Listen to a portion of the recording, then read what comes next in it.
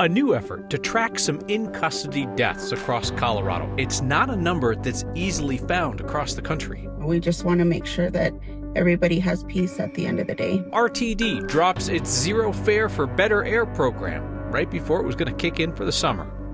Campaign ads hit the air this week as Congresswoman Lauren Boebert and her GOP primary opponents debate on 9 News. And this Memorial Day, we remember those who gave their lives to protect our country and honor their families. A Gold Star gathering at Fort Logan tonight on Next. We often talk about transparency and accountability when it comes to law enforcement and when deaths tragically occur. Yet the federal government doesn't know how many Americans die in custody each year. Our Julie Sarazari introduces us to Coloradans trying to learn not just how many, but who. Even on the nicest days, there are topics Daisy Blue Star can only find daunting. Very much so. We hope to change that energy sometime down the road. Blue Star is a member of the Colorado's Missing and Murdered Indigenous Relatives Task Force. We had an individual ask us what we do because his son he believes was murdered in prison. To be honest, I was thankful that he asked that question. That question led to so many more.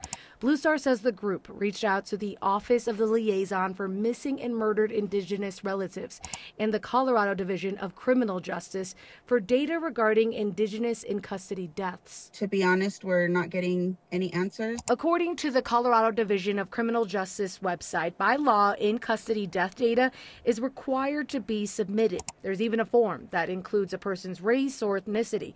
And while there are some in custody death stats online, what that person's race, ethnicity, age, or even cause of death doesn't seem to be readily available on the state's website. So having data is very important, and we want all of our relatives to have justice, regardless of the situation. The task force is now calling on the community, looking for information on Indigenous deaths while in custody at any Colorado jail or prison. Nationwide, numbers have also been hard to come by.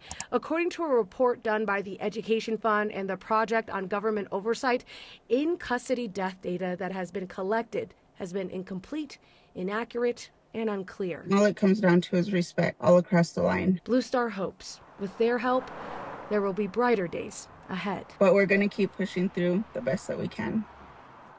We did reach out to the Colorado Division of Criminal Justice about this data last week, and we have yet to hear back. Blue Star says if they can't get anywhere with state agencies, they plan to start reaching out to local law enforcement and try and get some numbers.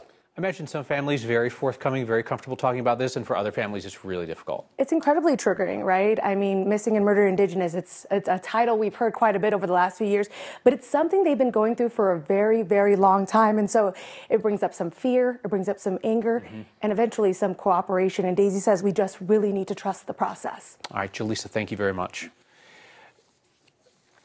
Labor Day weekend tends to kick off the final stretch run for general election campaigns. For primaries in Colorado, Memorial Day weekend is when things really get rolling. And this week, ads hit the air and the candidates debate. Republican Congresswoman Lauren Boebert's using her enormous cash advantage over her primary rivals in the 4th Congressional District to get on the air with a series of ads. Her campaign tells our partners at Colorado Politics it is a $70,000 ad buy on cable. It's not huge, but she's the only candidate that we know of on the air in that race. So why does this matter to voters? Well, whether you like or dislike Boebert, she is Colorado's best-known Republican. And there's less than a month left for one of her 5 GOP primary opponents to do something, anything, to change that dynamic of the race, where Boebert, far and away, has the most resources to get her message out. Now, one such moment is coming up this Thursday. The 6 Republicans running to represent Colorado's 4th Congressional District will debate live here on 9 News. Lauren Boebert, Jerry Sonnenberg, Richard Holtorf, Mike Lynch, Deborah Flora, and Peter Yu are all in the running to replace Ken Buck. I'll be moderating alongside Marshall Zellinger. That hour-long live debate is 6 p.m. in place of Next on Thursday. We'll also stream on 9 News Plus. A community in North Park is grieving the loss of a well-known rancher who was killed in a lightning strike over the weekend. Jackson County Sheriff's Office says 51-year-old Mike Morgan was killed when he was struck by lightning while feeding cattle Saturday afternoon on his ranch near Rand. Morgan's family says he was a devoted father and husband, and he was deeply rooted in that ranching community. He served on the board of the North Park Stock Growers Association. That lightning strike also killed more than 30 head of cattle. The Lightning Safety Council says this is Colorado's first recorded lightning fatality since 2020. Lightning fatalities are especially rare in Jackson County. It's one of the least populated counties in the state. The National Weather Service says that El Paso and Larimer counties have recorded the most recent lightning fatalities, both with 10 since 1980. RTD is getting rid of its free rides in the summer program, which is meant to get people onto transit and improve air quality. RTD dropped its fare collection in July and August of the past 2 years. The pilot worked. According to RTD, brought in the most riders since the pandemic, slightly lowered emissions, but state funding to make up for the free fares is decreasing. And the state is also requiring RTD to fund a free fare for youth program instead. People 19 and younger have been able to ride RTD fare free since last September. RTD's board will vote later this year on whether or not to make that permanent. Memorial Day weekend travel, the perfect time to practice your zipper merge. Last week, we kicked off our campaign to convince Coloradans to adopt the most efficient way to merge in traffic. It's science, and CDOT's now backing us up. That's right, even the state is getting into the movement to encourage everyone to zip it, Colorado. You'll see it on CDOT's newly updated road signs on I-225 and along I-70. Zipper merge, it's legal and encouraged. We checked, and this is not just a coincidence that CDOT has put this on signs right after we kicked off our grassroots campaign to encourage everybody to alternate merging at the lane closure point instead of backing up traffic by attempting to merge lanes early. CDOT spokesperson says that they have had limited success encouraging drivers to zipper merge in the past, but CDOT decided that they would give it another try now that we have people talking about it. You love to see it. Thank you, CDOT. This is very cool. So next step, we want zipper merging mentioned in Colorado's driver handbook for new drivers. We'll see what we can do there. The old Bandimere Speedway along the Hogback in Jefferson County is being redeveloped into a lot for wrecked cars. The new owners want Morrison to annex that land into their town. The land is set to be purchased by Copart, which sells used or salvaged vehicles. All but 20 acres of the property is currently in unincorporated Jefferson County, doesn't have access to water and sewer lines. In their application and their community town halls, Copart says that this new business will create drastically less noise and traffic than Bandimere did, and that annexing the land will increase Morrison's tax revenue. Town board has accepted the application. Next step is a public meeting for neighbors in August. I hope that you and your family had an opportunity to relax and get together over the long weekend, and also to take a moment this Memorial Day to remember those service members who gave the ultimate sacrifice for our nation. For the 90th year in a row, Fort Logan National Cemetery invited hundreds of veterans and Gold Star families to come together today for a moment of remembrance.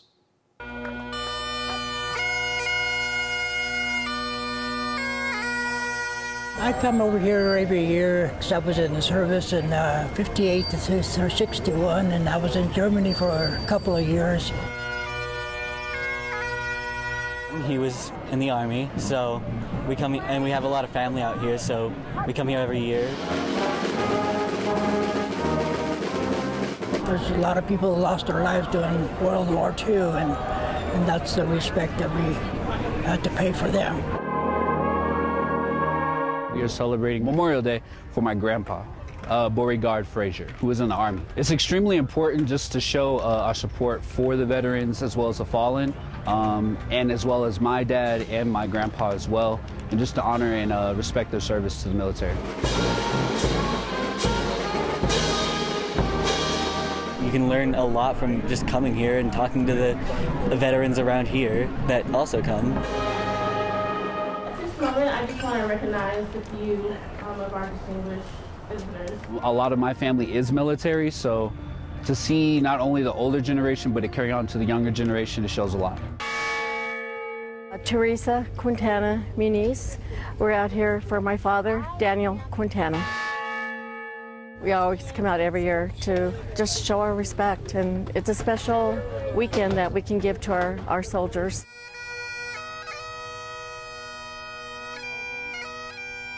So I come here to pay respect to all the servicemen who have lost their lives. It means very much to me.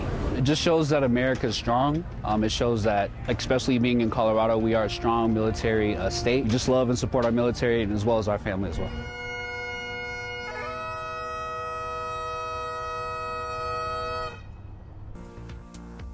This weekend, Thousands came up to Fort Collins to see one fleeting and not so sweet smelling flower. It was a blink and you miss it moment. And a somber anniversary tonight in Boulder, where the community gathers to remember 6 Chicano activists killed 50 years ago.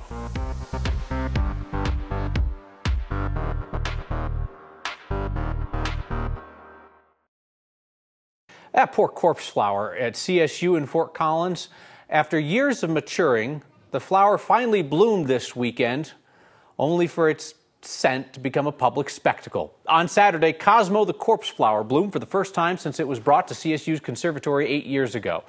These are rare plants known for their unsatisfactory olfactory properties, which supposedly resemble decaying flesh. More than 4,000 people showed up to get a whiff of it on Sunday. Hundreds more showed up today, even though the bloom was on its last legs and looking kind of ragged. Saturday night, it smelled like stinky cheese and dirty feet. As the smell progressed, it smelled like dead mouse. It lasted maybe for 2-3 hours, and then the smell started dissipating. These blooms only last 24 to 48 hours, so CSU thinks that this run for the noses is going to wrap up tonight. Cosmo will then go kind of dormant, won't bloom again for another 3 to 5 years. You know, Lauren Robinson, every time we do one of these corpse flower stories every couple of years, I always have the same thought, which is, I'm not interested at all.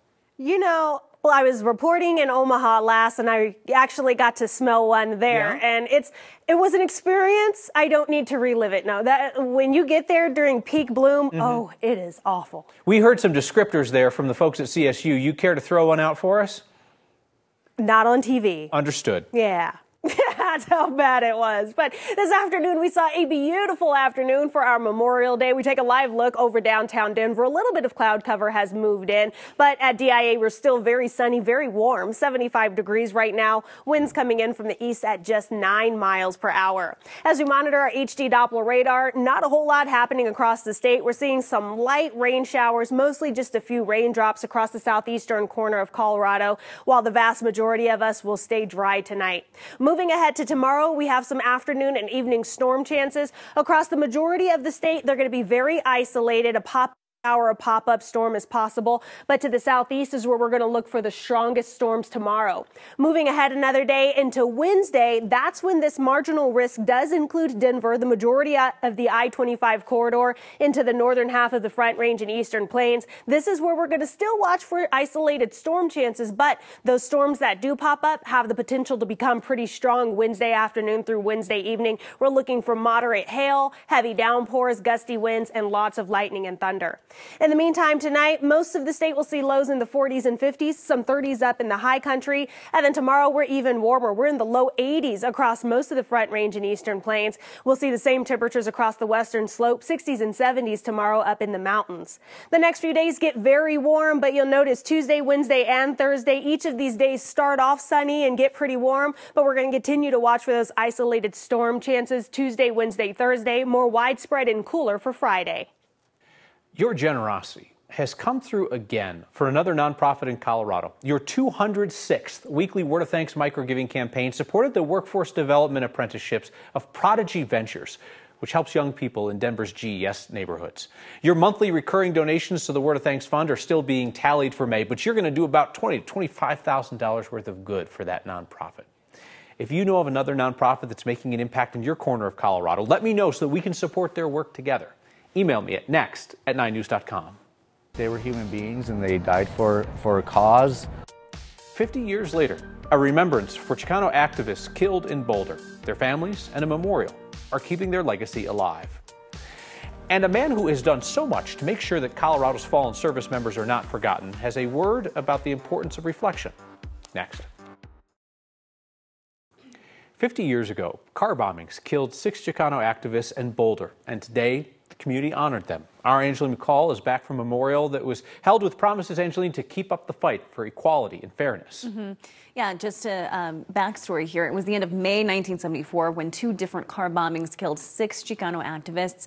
The first happening 50 years ago on this day. The 6 who died are now known as Los Seis de Boulder. They were protesting unfair treatment of Chicano and Mexican-American students at CU Boulder, especially when it came to funding. All of this happened at the height of the Chicano movement in the United States, and the group had occupied a building on campus. Outside of that same building now, 50 years later, Los Seis were remembered. One of the activists, Florencio Coronado, left behind a son who wasn't born yet. He was born 2 months later. He was also named Florencio in his honor. His son says he's reconnected with his father's roots and community more recently in the lead up to this 50-year commemoration. Today, the last 10 years it has, and especially today, I never stepped foot inside this building. And to be inside that building today, to know that he was in that building around that time, and to know that they barricaded from the stairs up with desks, that it was real. Scholarships were also given out to students in the name of Los Seis de Boulder. The scholarship is designed to mentor and foster leadership, as well as help them with their education. All these years later, Kyle, there's still no resolution. No one was ever charged or indicted for these bombings. Defining moment for the community and for the larger movement, certainly. Yeah, Angeline. Definitely. And something that, these families and friends will remember for forever. Angeline, thank you. If you've never been, I'd encourage you to stop by Colorado's Freedom Memorial. It's out by Buckley in Aurora. You don't have to go on Memorial Day. Any day will do. It's a place of quiet reflection, listing the names of every Coloradan killed in war. The man behind it, longtime radio host Rick Crandall, offers this approachable advice on reflection for all of us on Memorial Day.